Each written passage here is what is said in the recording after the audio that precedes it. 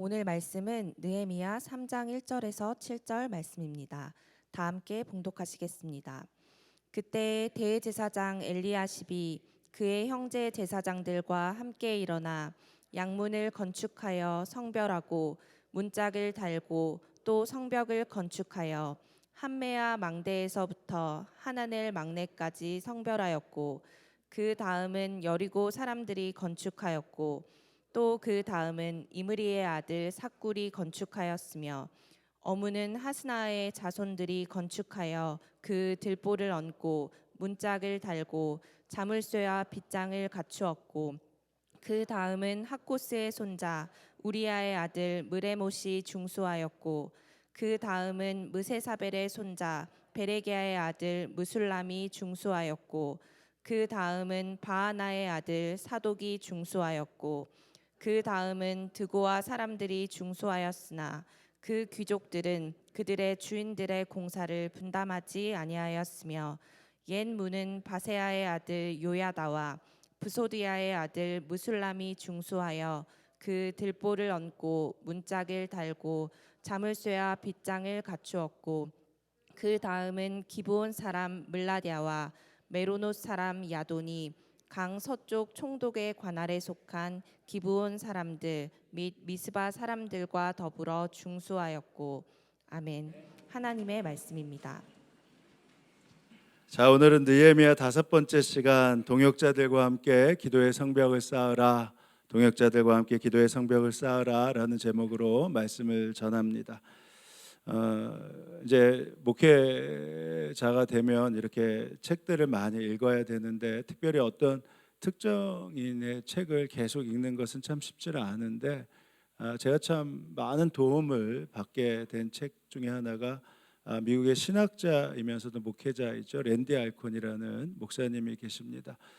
이분이 책을 참 많이 쓰셨어요. 근데 그 책들을 제가 거의 갖고 있는데 이분이 그 성경에 있는 내용을요, 그것들을 잘 풀어서 책을 쓰셨는데 한 300~400페이지 정도 돼요 보통. 근데 그 책 분량이 많은 게 아니라 그것을 읽다 보면 뭐 저뿐만 아니라 성도들이 성경에 있는 내용이 이렇구나라고 알 수 있는 내용 중에 하나인데, 뭐 헤븐이라는 책을 통해서 우리가 가야 될 천국이 도대체 어떻게 생겼을까, 그것들이 성경 하나하나 꼬집어서 낸 내용도 있고요. 악의 문제 바로 알기라는 책을 통해서는 우리가 보통 신종론이라고 하는데 이 땅에 악의 존재하는 이유가 무엇인가, 뭐 그런 것들에 대한 내용들이 있습니다.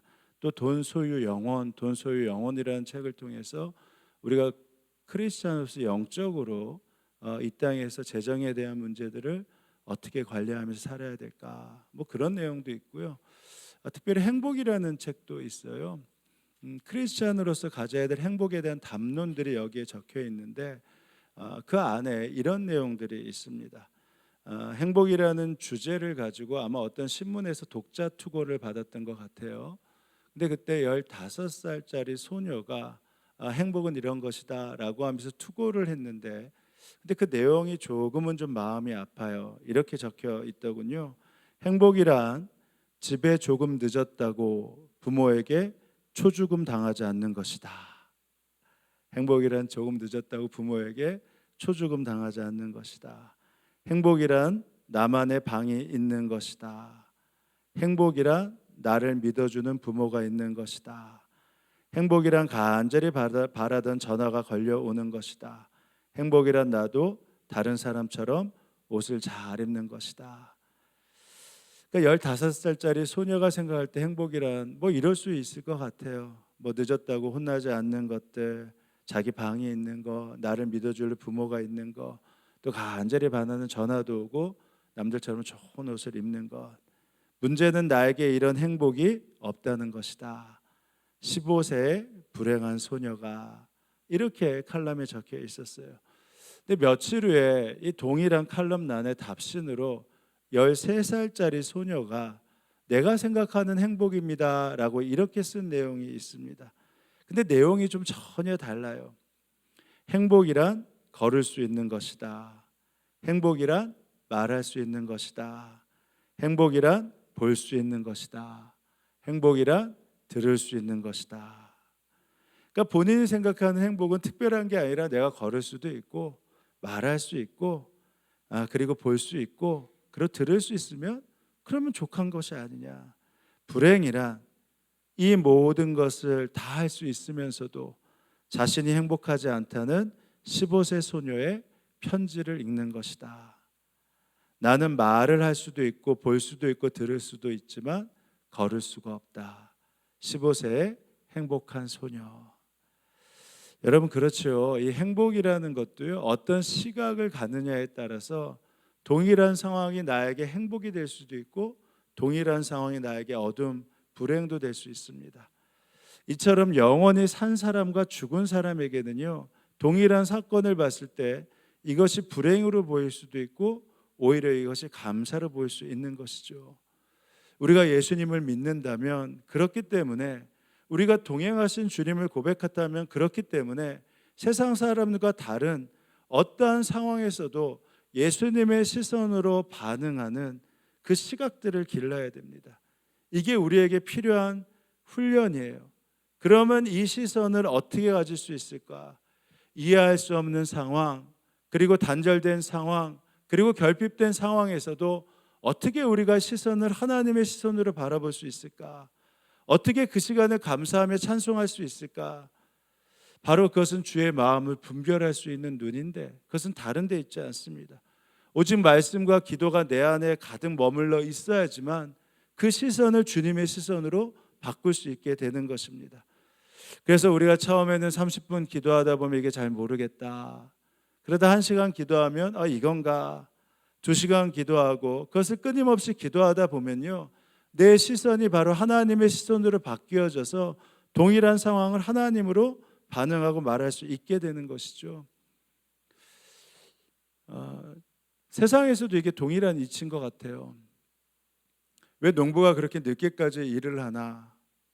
열매가 있음을 알기 때문에 늦게까지 일을 하는 거잖아요. 이게 누구도 부인할 수 없는 진리입니다. 왜 의자에 앉아있는 시간만큼 학교의 순위가 결정된다? 왜 이렇게 말을 하죠? 물론 예외 규정도 있습니다. 어떤 분은 보니까 어떤 학생은 보니까 주관식도 찍었는데 맞았다. 이런 예외 규정도 있어요.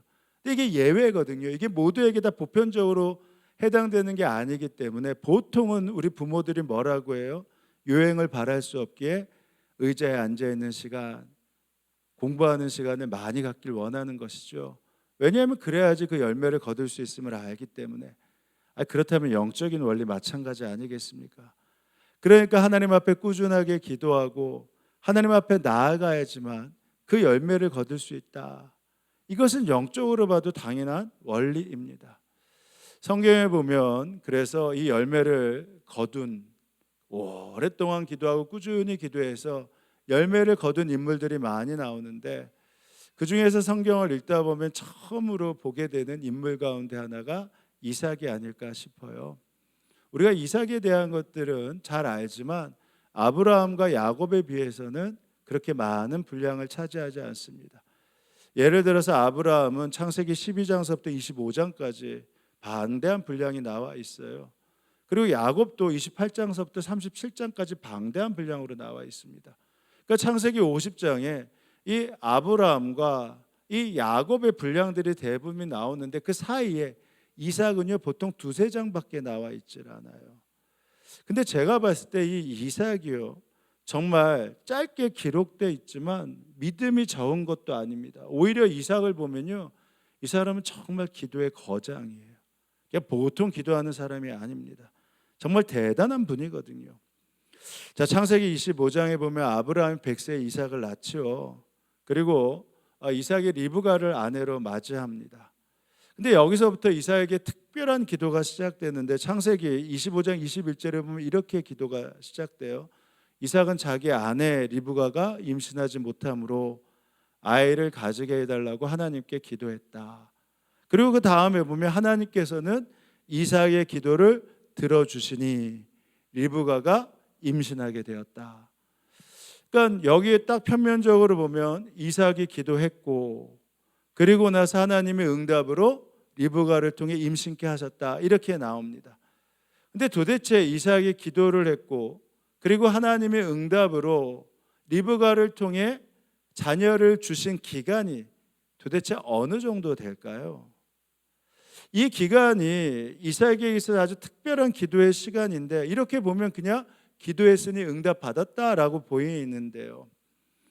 이삭이 몇 년 동안 기도했나 유추해 보면 창세기 25장에 보면 아브라함을 통해 이삭이 태어난 다음에 이삭이 아내 리브가를 얻을 때의 나이가 몇 살이냐면 40살이에요. 이삭은 40살 때 리브가와 결혼하였다. 근데 그러면 결혼한 다음에 기도가 시작되었는데 야곱과 에서를 낳은 나이는 몇 살일까요? 25장 25절 6절에 보면 하나님이 응답하셔서 리브가를 통해 야곱과 에서와 야곱을 낳는데, 이 쌍둥이를 낳을 때 이삭의 나이가 몇 살이라고 나오냐면 26절에 60살이었다 이렇게 나옵니다. 그러니까 우리가 평면적으로 보면 기도했으니 응답받았다 하는데요, 지금 이삭은 하나님 앞에 이 기도를 드립니다 하고 응답받을 때까지의 기간이 몇 년이라는 거예요? 20년이라는 겁니다. 근데 왜 이렇게 평면적으로 쓰여졌을까요? 이삭에게는 이게 특별한 일이 아니었다라는 겁니다. 하나님이 응답하심을 믿고 그때 그냥 주실 것이니까 기도하니까 이에게는 좌절도 없고 절망도 없고 그냥 주실 것을 믿고 기도했기 때문에 그냥 기도했으니 20년 만에 응답받았다 이것도 없는 거예요. 그냥 응답받았다 나오는 겁니다. 그러니까 이게 굉장한 기도의 거장이죠. 여러분, 한 기도 제목을 가지고 5년 이상 기도해 보신 적 있으세요? 10년 이상 기도해 보신 적 있으세요? 15년 이상 기도해 본 적 있으세요? 보통 한 기도 제목을 가지고 응답이 되지 않으면 내 안에 합리화가 되기 시작하면서 10년, 15년이 지나면 체념해 버립니다. 근데 이삭은 이걸 끈질기게 기도했다라는 거예요. 그러니까 보통이 아니죠. 여러분, 믿음의 조상 아브라함, 우리가 믿음의 조상이라고 부르는데 그의 기도에 어떠한 끈질김, 기도의 연한은 어느 정도 될까요? 하나님께서 아브라함에게 너 자녀 이삭을 줄 것이다 그렇게 말씀하십니다. 내 자녀를 줄 것이다 했는데 아브라함이 기도를 시작했어요. 대단한 게 10년 기도를 했습니다. 근데 10년이 기도하는데도 자녀가 생기지 않습니다. 그래서 아브라함이 어떻게 돼요? 기도를 멈추기 시작합니다. 여러분, 기도를 멈추면요, 그때서부터 인간적인 생각이 들어오고 세상적인 방법이 자리를 차지하거든요. 그러니까 75세 때 약속을 받았는데 10년이 지나도 자녀가 생기지 않으니까 아브라함에게 인간적인 생각이 들어오기 시작하고 합리화해버리기 시작해요. 그래서 심지어 어떻게 하는 줄 아십니까? 85세 때 자녀가 생기지 않으니까 하나님 앞에, 하나님, 저에게 자녀가 생기지 않아요, 사라를 통해서. 그러니까 그냥 제가 제 종인 엘리야살이 있는데 이 종이 대단히 괜찮아 보입니다. 제가 이 종을 제 아들 양자로 삼겠습니다 하고, 이게 말이 되는지 모르겠는데 하나님께 그냥 통보해 버립니다. 아브라함이 여쭈었다. 하나님, 저에게 무엇을 주시렵니까? 제 자식이 아직 없습니다.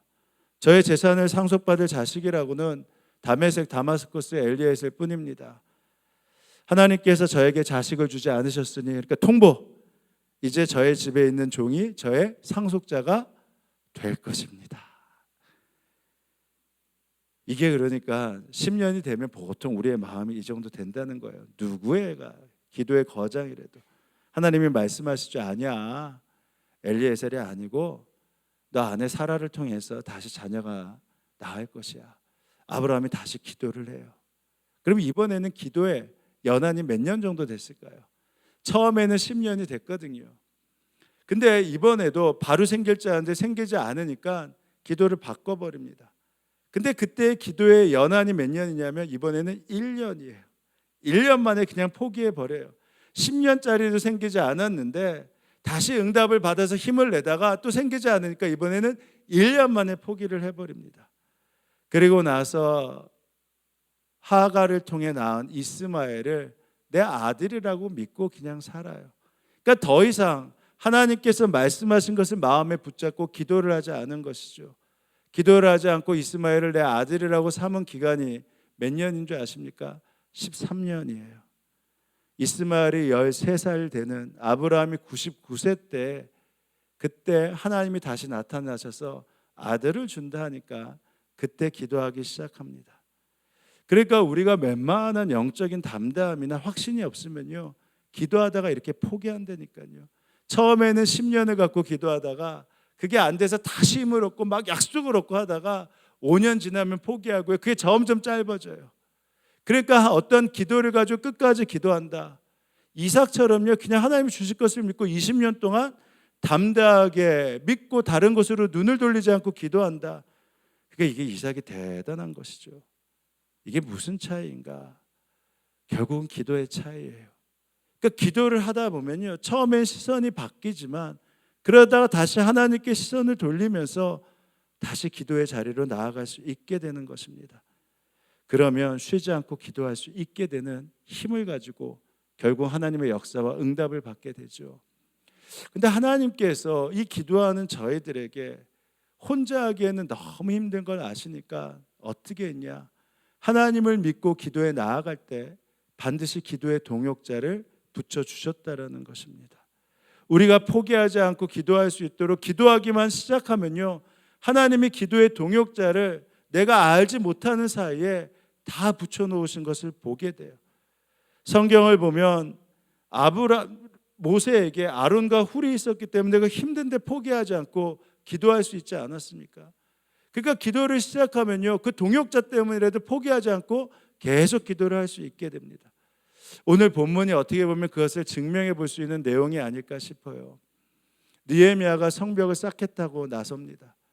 근데 그때 누가 도울까 했는데 백성들이 돕기 시작해요. 그래서 백성들이 함께 성벽을 쌓기에 동역했기 때문에 140년 동안 쌓아지지 않았던 그 성벽이 불과 52일 만에 쌓아질 수 있었습니다. 그렇다면 다 거기에 동참했을까요? 느헤미야가 생각했을 때 이 사람이 나에게 기도할 때 함께 동역하겠구나, 내가 성벽을 쌓을 때 함께 도와주겠구나, 그 예상한 대로 그들이 다 도왔을까요? 아니요. 느헤미야가 생각할 때 생각지도 않았던 자들이 동역자가 되기도 했고요. 이 사람이면 틀림없이 도울 거야 했던 사람은 오히려 느헤미야가 성벽을 쌓는데 비방하는 자리에 서는 경우도 있게 됩니다. 지난 시간에 느헤미야 2장을 통해서 느헤미야가 예루살렘 총독으로 오게 되는 장면을 보았습니다. 와서 보니까 정말 기가 막힌 거예요. 어느 정도는 괜찮을 줄 알았는데 예루살렘 성전은 다 무너져 있고 성벽에 남아있던 돌 하나 다 버려져 있고 흙에 다 쌓여 있는 것입니다. 말할 수 없는 참담함이 있어요. 어떻게 무너졌다고 한들 이렇게 성벽과 성전이 무너질 수 있을까? 어느 것 하나 건질 게 없습니다. 성벽을 쌓아야겠구나, 먼저 그래야지만 이 성전이 유지될 수 있구나 라고 생각하면서 성벽을 쌓아야겠다라는 마음을 갖게 되는데, 문제는요, 예루살렘 성벽을 쌓으려면 한 4km 정도를 쌓아야 되는데 둘레를, 이게 여간 힘든 것이 아닙니다. 거의 불가능에 가까워요. 그 높은 산에 성벽을 쌓는 게 이게 물질도 재정도 시간도 엄청나게 들거든요. 이게 불가능한 일 같아요. 근데 기도의 사람 느헤미야는 포기하지 않죠. 더 정확하게 분별하면서 어찌되었던 간에 하나님이 말씀하셨다면 이 성벽부터 쌓아야겠다라는 확신을 갖습니다. 그러고 나서 기도한 다음에 예루살렘 주민들을 다 모아요. 그리고 나서 이렇게 말을 시작합니다. 자, 우리가 성전을 새롭게 세우기 위해서는 성벽 쌓기의 대장전부터 돌입해야 됩니다. 이 일은 전적으로 하나님이 지시한 일이기에 머뭇거릴 일이 없습니다. 성벽을 쌓는 기간 내에 하나님이 함께 하실 것이고 거기에 필요한 자원 다 하나님이 공급해 주실 것입니다. 그러면서 느헤미야는 지난 하나님께서 하신 일에 대한 간증들을 함과 동시에 하나님이 하실 일에 대한 선제적 믿음을 선포하기 시작해요. 하나님이 이렇게 일하실 것입니다 라는 그 확신을 갖기 시작하니까 백성들의 마음이 스물스물 움직이기 시작해요. 올라오기 시작합니다. 느헤미야의 자신감에 백성들이 자신감을 찾기 시작해요. 그 자신감을 동료들에게 전하기 시작합니다. 우리가 함께 성벽을 쌓아야겠다. 우리가 더 이상 널브러져 있지 않고 성벽의 건축부터 해야겠다 라고 하면서 일에서 나아가기 시작합니다. 물론 그때 성벽을 쌓으려고 하니까 기다렸다는 듯이 외부에 있었던 산발락과 도비아가 방해하기 시작해요. 야, 그 성벽 쌓는다고 되겠어? 아니, 성전이랑 성벽이 140년 동안 무너져 있었어. 근데 너희들이 지금 마음을 합친다고 이 성벽이 쌓아져? 무너진 성벽이 쌓아질 수 있겠어? 되려면 벌써 됐지. 130년이 지났는데 무슨 힘을 쓴다고 해? 포기해. 근데 느헤미야는 오히려 그럴수록 확고해져요. 그리고 기도하며 답을 얻습니다. 그리고 그들에게 말하죠. 산발락과 도비아에게 너희들 반드시 그 말한 거 후회하게 될 거야. 반드시 그 말한 거 회개하게 될 거야. 하나님이 나를 통해 내 재정을 어떻게 일으키시는지, 하나님이 나를 통해 우리 가정을 어떻게 회복시키는지, 나를 통해 내 자녀가 어떻게 일하는지 세워진 데 똑똑히 봐. 140년이 아니라 200년이 됐다 하더라도 하나님이 다시 하시면 할 수 있어. 너 그 말한 거 회개하게 될 거야. 그러나 이 일이 호론 사람 산발락과 종노릇하던 암몬 사람 도비아와 아람 사람 게셈에게 알려지니 그들이 우리에게 와서 당신들은 지금 무슨 일을 하고 있는 거요? 왕에게 반역이라고 하겠다는 것이요? 하면서 우리를 업신여기고 비웃었다. 내가 나서서 그들에게 대답하였다. 느헤미야죠. 하늘의 하나님이 우리를 위하여 이 일을 꼭 이루어 주실 것이요. 성벽을 다시 쌓는 일은 그분의 종인 우리가 해야 할 몫이요. 예루살렘에서는 당신들이 차지할 몫도 없어. 주장할 권리도 기억할 전통도 없어. 그러와서 담대하게 성벽 쌓기를 시작하죠. 3장에 보면 성벽을 쌓은 사람들의 대표적인 이름이 75명이 나옵니다. 그리고 함께 동참했던 사람들의 직업군이 15개 직업군이 나와요. 근데 이 면면을 보면 은혜되는 게 그들의 족속도 대단하게 재밌고요. 이들의 직업도 굉장히 재밌습니다. 뭐 건축업을 하는 사람들이 앞장선 게 아니에요. 그냥 하나님이 주신 마음을 가지고 하는 사람들이 성벽을 하나하나 쌓기 시작했습니다. 그래서 그들 직업 가운데 대제사장도 있고요. 12절에 보면 예루살렘 절반을 다스렸던 총독이죠. 정치인도 있고요. 뿐만 아니라 29절에 성전 문지기, 그러니까 성전 문지기는 이름을 갖고 있는데 아무 일도 하지 않았던 뭐 그런 사람들도 있고요. 32절에 보면 상인들도 이 성벽을 쌓는데 동참하기 시작합니다. 심지어 8절에 보면 향품 제조업이라고 하죠. 그 당시에 향수나 이런 향신료를 파는 사람은 상인 가운데서도 오히려 굉장히 부유했지 않습니까? 근데 이 사람들은 성벽을 쌓았는데 어떻게 하냐면 그만큼의 재정을 더 들여서 다른 사람들이 이만큼 쌓았다면 이 상인들은 이만큼을 쌓아요. 그래서 성벽에 이들이 쌓은 성벽은 넓은 벽이라고 나와 있습니다. 그 다음은 세공장 하레의 아들 우시엘이 보수하였다. 그 다음은 향품 제조업자 하나냐가 보수하였다. 그들은 넓은 벽에 이르기까지 예루살렘을 복구하였다. 그러니까 그들의 재정에 맞춰서 그들은 더 넓은 벽을 더 헌신하며 복구했다는 것입니다. 또 한움과 시노아의 주민들은 보통 우리가 봤을 때 그냥 사람들이 나누어서 성벽을 쌓으면 한 100m 정도 쌓은 것으로 알 수 있는데 이 사람들은요, 여기 보면 천자라고 하는데 450m를 쌓았어요. 그러니까 이 사람들은 시간이 되었는지 아니면 더 사람이 많았는지 모르는데 다른 사람과 다르게 450m의 성벽을 자신들이 맡아서 건설합니다. 골짜기 문은 한움과 산호아에 사는 사람들이 보수하였다. 문틀을 얹고 문짝을 달고 빗장과 빗장 둔태를 만들어 달았다. 그들은 또한 거름문까지 성벽을 얼마려? 천자를 보수하였다. 그러니까 다 각각 달라요. 그런가 하면 어떤 사람은 시간이 없어서 그랬는지 상황이 없어서 그랬는지 그냥 자기 집 앞에 있는 성벽만 건축을 합니다. 그 사람 그 다음에 하루마베 아들인 여다야가 보수하였는데 그것은 바로 자기 집 맞은 쪽이었다. 그러니까 다른 사람들은 많이 하는데 그 사람은 뭐 나는 이거밖에 안 해요 하지 않고 자기가 할 수 있는 한에서 그냥 내 집 앞에 그 시간을 들여가지고 그만큼 할 수 있는 한 최선을 다해서 그냥 자기 집 앞에 문에 있는 성벽을 완공한 겁니다. 이게 그래서 재밌어요. 성벽을 쌓는 일에 다양한 사람들, 심지어 중노동에 어울리지 않는 여자들까지 동참하고요.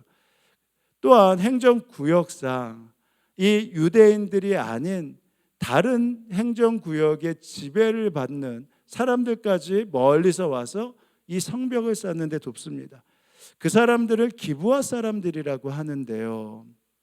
그 다음은 기브온 사람 물라다와 메로노 사람 야돈이 유프라테스 서쪽 지방의 총독 아래에 있는, 그러니까 지금 유대 총독이 아니라 다른 지역에 있는 총독의 지배를 받고 있는 사람들이 와서 지금 성벽을 쌓는데 함께 힘을 보탰다라는 것입니다. 이 기브온 사람들이 왜 행정구역 안에 들어오지 않나? 이것이 역사적 배경으로 보면 여호수아까지 내려갈 수 있거든요. 여호수아 때 가나안 민족이었던 기브온 사람들이 속여가지고 그들이 살아나는 일들이 있었어요. 그 다음서부터 유대인들에게 이 기브온 사람은 그냥 그저 종에 불과했습니다. 그러니까 나라가 망한 다음에 행정구역이 다 달라졌죠. 근데 막상 성벽을 쌓는다고 하니까 자신들을 천대하던 무시하던 이 성벽을 쌓아야겠다고 와서 함께 도우면서 성벽을 쌓았던 것입니다. 이렇게 그들이 성벽을 복구하겠다고 나섰기 때문에 140년 동안 쌓아지지 않았던 그 성벽이요, 불과 52일 만에 기적적으로 건설되고 완공되는 일이 있었죠. 그래서 여기 읽어보시면 그 다음이라는 단어가 히브리 단어가 계속 나오는데 이게 외알이라는 단어예요. 근데 그냥 우리가 평면적으로 읽으면 그냥 그 다음에 누가 참여했고 누가 참여할 거라고 하는데, 이들의 직업과 이들의 상황을 알면서 면면이 이 단어를 읽어보면요, 그 다음은 외일이라는 단어가 우리가 했는데 그 다음은 저 사람들이 했어. 우리가 했는데 그 다음은 저 사람들이 했어. 우리가 했는데 그 다음은 말도 안 되게 저 멀리 와서 함께 성벽을 쌓았어. 우리가 했는데 저렇게 상황 안 되는 사람들이 그 다음에 이렇게 놀라운 일들을 했어. 하니까 그 다음이란 왜이라는 단어가요, 그냥 읽혀지는 것이 아니라 감동과 감격으로 읽혀지는 것입니다. 그들이 이것을 읽어가면서 함께 나눌 때 얼마나 감동했을까. 저 사람들도 같이 했어. 저 사람들도 함께 동참했어. 저 사람들도 그 일에 함께 나서서 그 일들에 함께 힘을 보탰던 거야. 이게 왜이라는 단어를 읽을 때마다 얼마나 감동했겠습니까? 왜냐하면 이들이 없었다면 느헤미야의 성벽은 결코 완공될 수 없었다는 것입니다. 근데 말씀드린 대로 그러면 이 성벽을 쌓는데 모두가 다 기꺼이 동참했을까요? 아니요. 외부의 성벽 쌓기를 막았던 산발락과 도비아가 있다면 내부에도 역시 산발락과 도비아 같은 사람들이 있었다라는 것입니다. 그들이 누구였을까요? 5절에 보면 정작 큰 힘을 보태고 큰 시간을 보태고 모든 것을 앞장서서 할 유력자들은요, 정작 성벽을 쌓기 시작할 때 뒤로 물러서기 시작했습니다. 드고아 사람들이 성벽을 쌓기 시작하자 유력자로 언급된 사람들은 그때까지 성벽이 쌓던 말던 내가 다 할 수 있었고 내 재정이 충분했고 내가 누릴 수 있는 거 다 누렸는데 굳이 여기에 힘을 보태고 시간을 보태고 물질을 보탤 필요가 있느냐라는 거예요. 그러니까 오히려 하나님의 역사에 눈을 감고 그냥 이성에만 호소하면서 그렇게까지 무리할 필요 없어.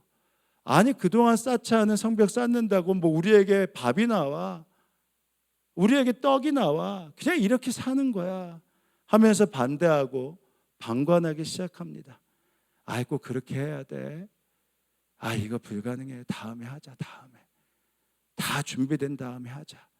다 준비되면 할 수 있는데 굳이 뭘 지금 이렇게 힘겹게 이렇게 할 필요가 뭐가 있어.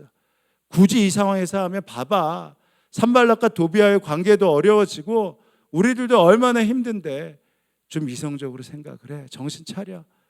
이러면서 오히려 반대를 하고 나섭니다. 그 다음은 드고아 사람이 보수하였는데 그들 집안의 어떤 유력한 자들은 공사 책임자들에게 협조하지 않았다. 여러분, 이 경험들 다 있으시죠? 이 사람은 나를 좀 도울 수 있겠다. 이 사람이랑 함께 할 수 있겠다. 그런데 막상 그 일이 닥치니까 간이고 쓸개고 다 빼어줄 것 같은 사람이 오히려 뒤로 물러서서 모른 체하고 외면했던 일들 얼마나 많이 있습니까? 근데 반대로 저 사람은 이 어려운 상황, 이 힘든 상황 함께 하지 않을 거야 라고 생각했는데 오히려 그 사람이 나와서 시간도 드리고 물질도 드리고 함께 마음 아파하면서 그 자리에 함께 지켜주면서 나의 성벽을 쌓는 것을 도와줬던 그러한 경험 있지 않습니까? 이게 세상의 이치거든요. 그러니까 우리가 누구에게 기대할 것이 아니라 하나님의 말씀 앞에 마음을 담고 기도하면요, 그때 하나님이 보내주신 동역자가 있어요.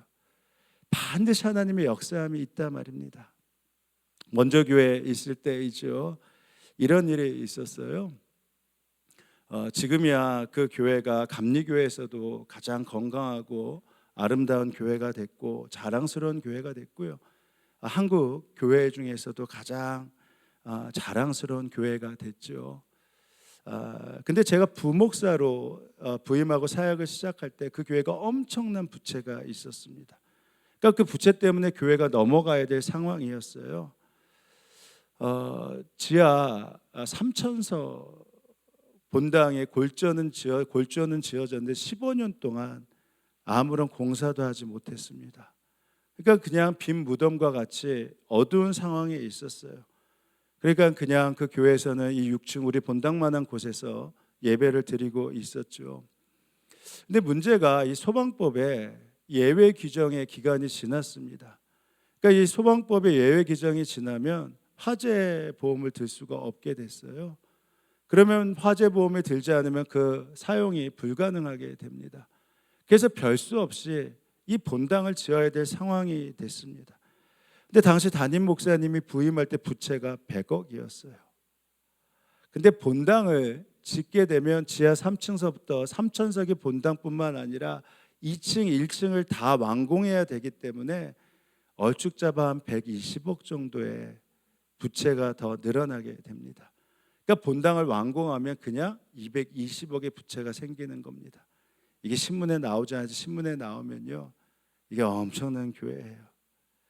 근데 교회로서는 정말 죽음을 넘어가야 될 상황이었죠.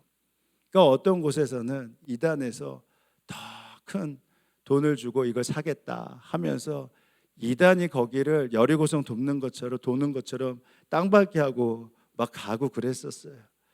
근데 게다가 미국발 서브프라임 모기진 사태가 일어났죠. 금리가 엄청나게 올라서 그 빚을 낸 다음에 한 주 이자가 4천만 원이 됐습니다. 한 주 이자가. 그러니까 이 모든 상황 넘어갈 수가 없는 상황이에요. 이게 불가능한 상황이었습니다. 근데 오히려 그때 마음을 합쳐서 그 성도들이 함께 나아가기 시작했죠.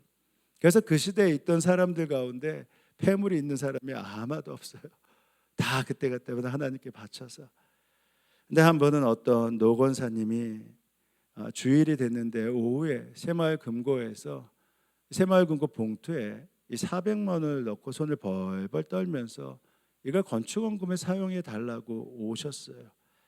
이분이 일용직을 하는 권사님이셨고 공공근로를 하는 권사님이셨는데 이 예배를 드리다가 건축원금을 해야겠다는 마음을 주셨다는 겁니다. 근데 주일이 지나면 마음이 바뀔까 봐 정말 그 없는 돈 마음을 바꾸지 않기 위해서 새마을 금고 교회 근처에 있는 새마을 금고에서 그 400만 원을 현금으로 뽑아다가 이 새마을 금고 봉투에 넣어서 가져오셨어요. 벌벌 떠는데 아마 제가 담임 목사였으면 어땠을지 몰라요. 이걸 받았을지 안 받았을지. 근데 부목사였으니까 뭐 받았죠. 그리고 기도해 달라고 해서 손을 잡고 기도하는데 얼마나 눈물이 났는지 모릅니다. 왜냐하면 이렇게 바친 권사님의 마음이 너무 아파서 눈물을 흘렸고요. 또 하나는 너무 가슴이 아파서 눈물을 흘렸어요. 400만 원 헌금을 건축원금으로 가져오셨는데 벽돌 하나 쌓을 돈이 아니었거든요. 말씀드린 대로 그 돈을 헌금해도 4천만 원 이자의 10분의 1밖에 안 되는 겁니다. 그냥 나가는 돈이 되고 마는 거예요. 그러니까 얼마나 눈물이 나는지 몰라요. 그래서 그때 기도하면서 빨리 우리 교회 이 고비를 넘기게 하여 주십시오. 그리고 권사님의 귀한 물질 하나님 꼭 받아주십시오. 그러면서 기도를 했습니다. 근데 그때 마음을 다 합쳐도 되지 않을 그런 상황에 다 그런 건 아니잖아요. 정말 모든 문제상 다 상황을 알아서 이게 건축할 상황이 아닌데도 건축할 수밖에 없다라는 것을 아시는 유력 권사님이 오히려 산발락과 도비아 편에 서서 이거 그냥 팔면 이단에게 팔든 누구에게 팔든 팔면 이 건축 부채 다 없어지고, 그리고 우리는 저 외가에 가서 그냥 교회를 지면 되는데 굳이 왜 빚을 지고 이 교회를 지냐 하면서 반대하기 시작했습니다. 그러다 이것이 점점 되기 시작하니까 심지어 연판장까지 돌렸어요. 건축하지 않으면 안 되는 이유, 이로 인해 우리 교회가 얼마나 어려워지는 이유. 정말 부목사인데도요, 이게 화가 나는 정도가 아니더라고요. 정말 가서 때려주고 싶더군요.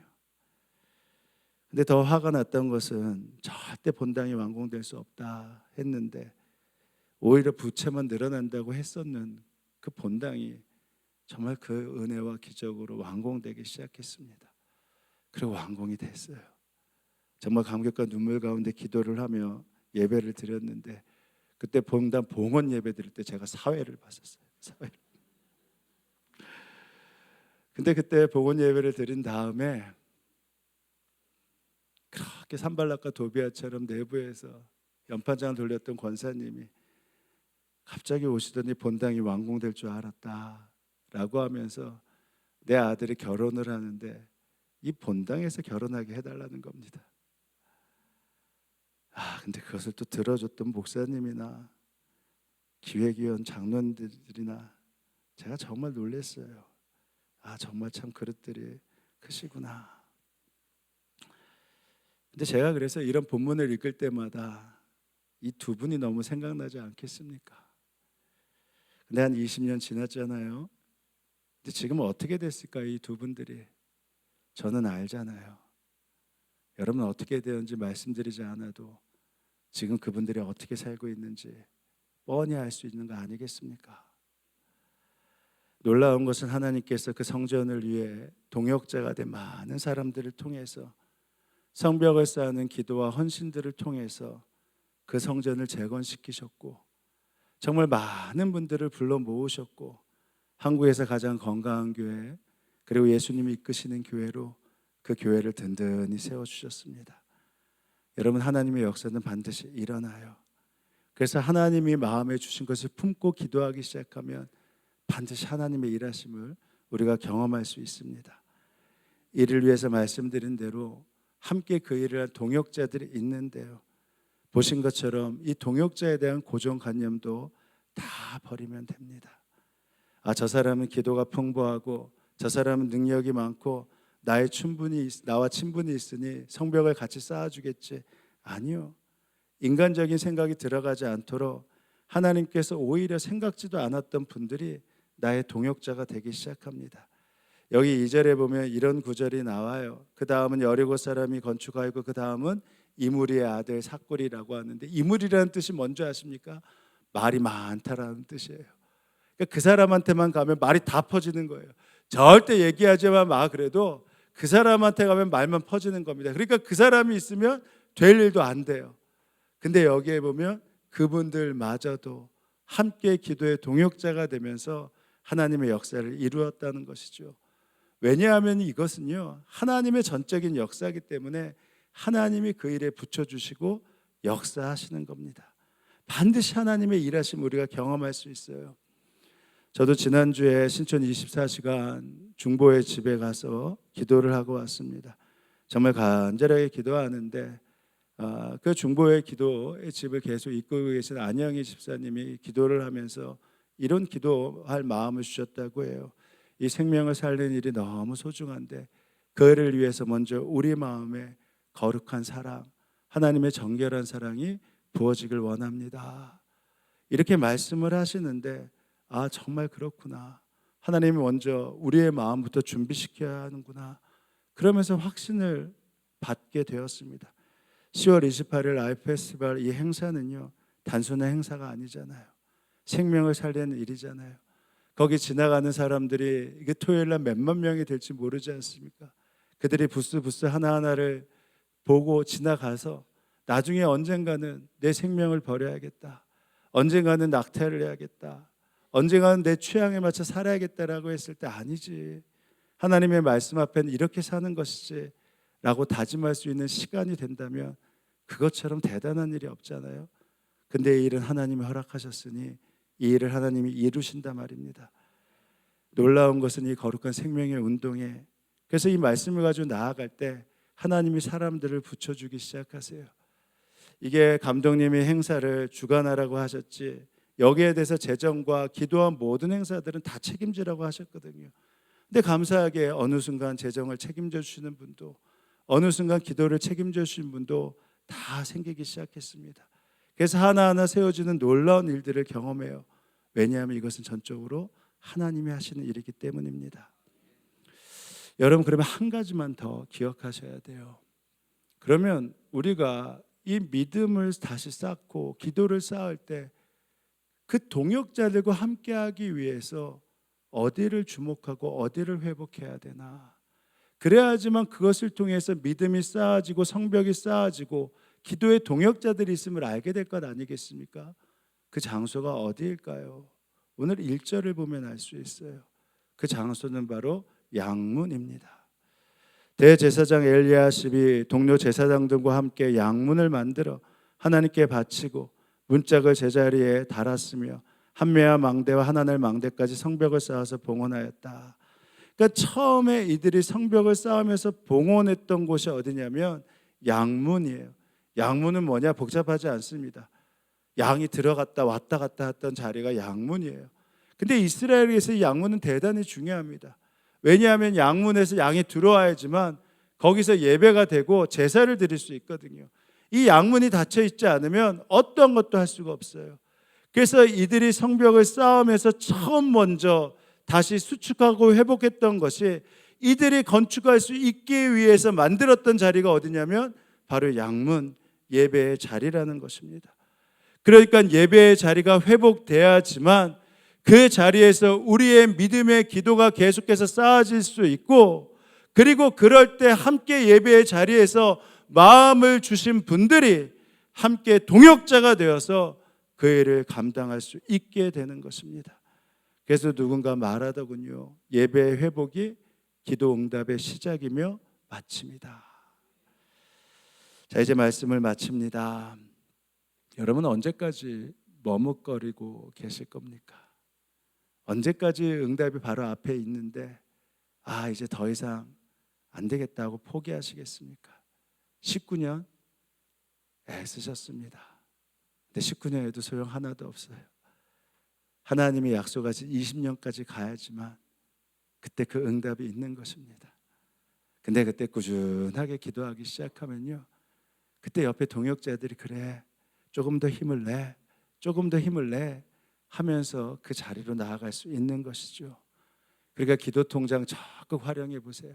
여기 보면 기도의 자리가 얼마나 많이 쌓여 있습니까? 게다가 우리 다음 세대를 위해서 베델실에서 기도하는데 그거는 또 2배래요, 기도하면. 그러니까 가서 기도하며 기도해 보십시오.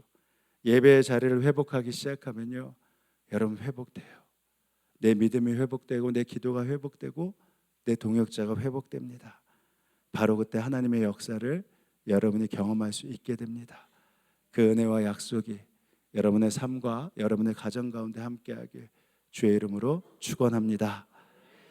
자, 이제 오늘 이 말씀의 근거에 오늘은 특별히 3가지 기도를 함께 좀 드리길 원합니다. 아마 여러분 다 아시는 제목이라서 다 아실 수 있어요. 기억하실 수 있어요. 첫 번째는 저희가 중국에 억류되어 있는 2,600명의 탈북민들이 강제로 북송되지 않기를 위해서 기도하지 않았습니까? 근데 아시안게임 끝나자마자 600명이 기습적으로 지난주에 북송이 됐어요. 얼마나 마음이 무너지는지 모릅니다. 기도하실 때 남은 2,000명 절대 북송되지 않게 하시고, 북송된 600명의 이 탈북민들도 그들의 신병과 안전이 보장될 수 있게 하여 주옵소서. 그렇게 간절히 기도해 주십시오. 두 번째는 이스라엘과 하마스의 전쟁으로 수많은 학살과 수많은 생명들이 무고하게 죽어가고 있습니다. 더 이상 이 전쟁이 확전되는 것을 막아 주옵소서. 아까운 생명이 생명을 잃지 않게 하여 주옵소서.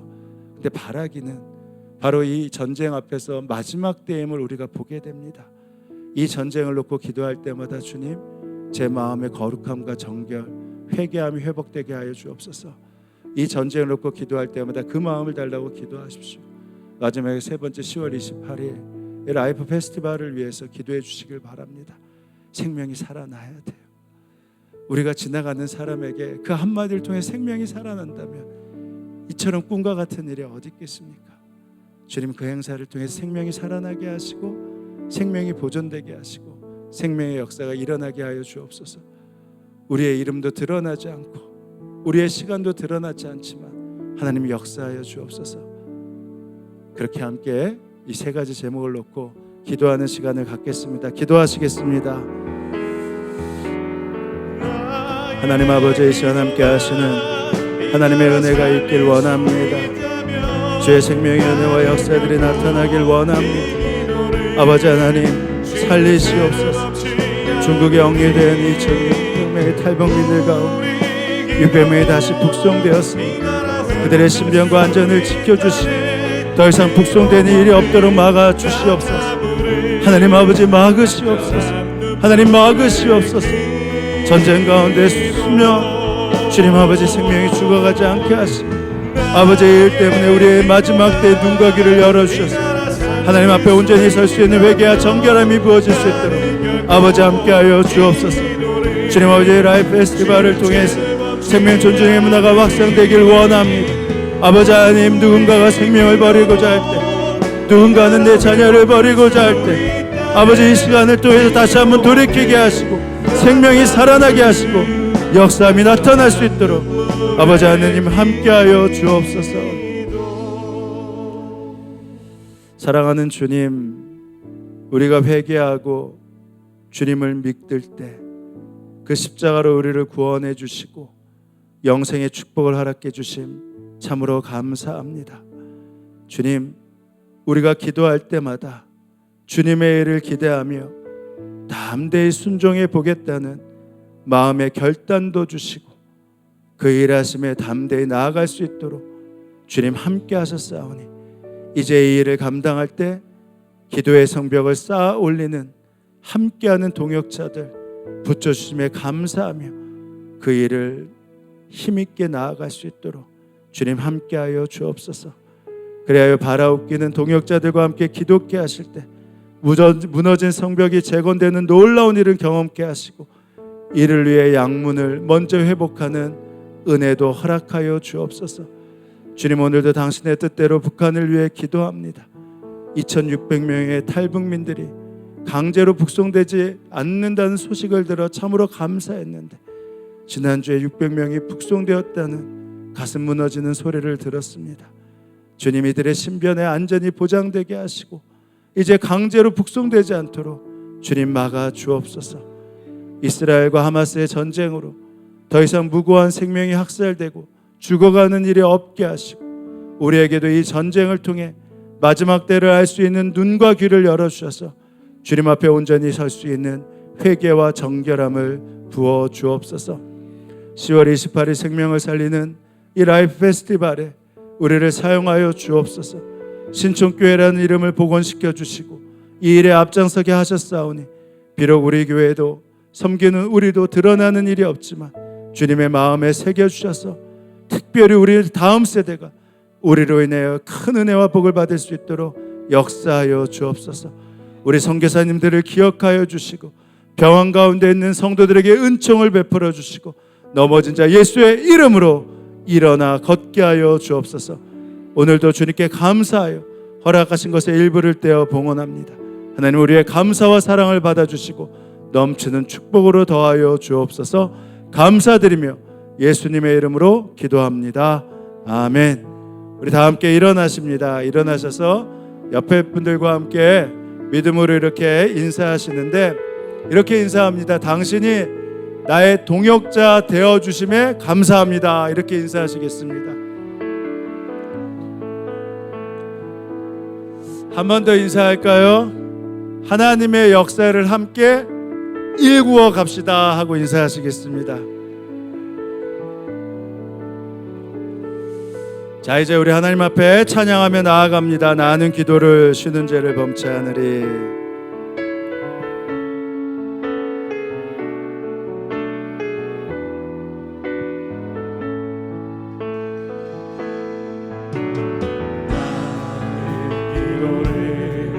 쉬는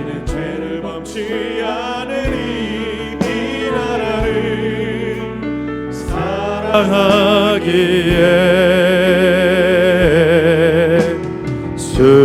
순교자들의 피로 값주고 산 나라 어둠에게 내어주지 않으리.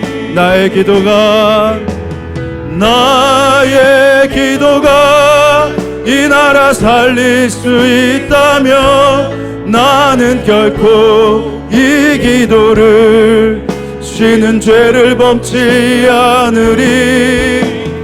우리 기도로 이 나라 회복할 수 있다네. 피로 먹는 낙타물을 간절한 눈물의 기도. 나의 기도가 이 나라 살릴 수 있다면 나는 결코 이 기도를 쉬는 죄를 범치 않으리. 우리 기도로 이 나라 회복할 수 있다네. 피로 먹는 낙타물을 간절한 눈물의 기도.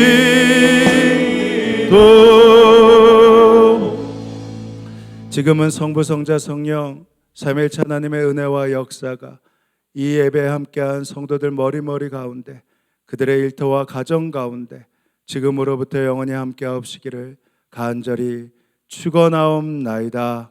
아멘.